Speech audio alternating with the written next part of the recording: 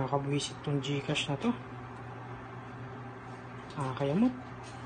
Nawalan ako ng pera. 3,500. Kahit anong habol ko, wala talaga akong magawa.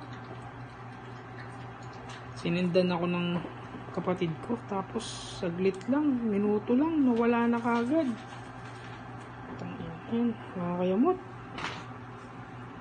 Puro complain ng inabot. Wala pa rin nangyari.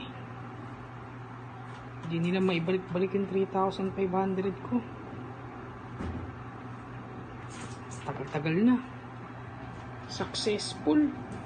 Tapos hindi maibalik. Hinabol ko sa Shopee. Wala rin nangyari. Lintik na yan. Hayop na Gcash to. Nakakayamot. Reset. Hayop. Nag-send sa akin ng pera tapos nawala rin agad.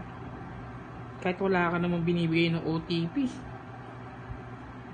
Wala ka rin ginagawang transaction. Minuto lang nung isinend sa akin.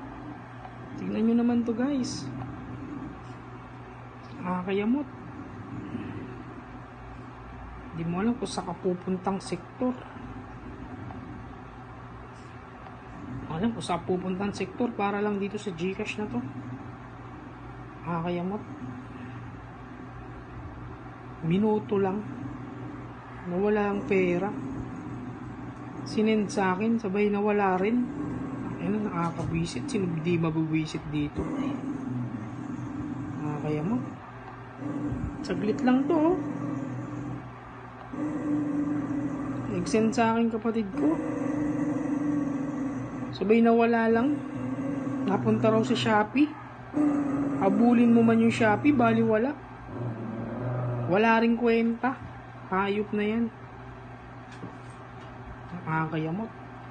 Sino ba nang matutuwa dito? Takin na yun. Wala.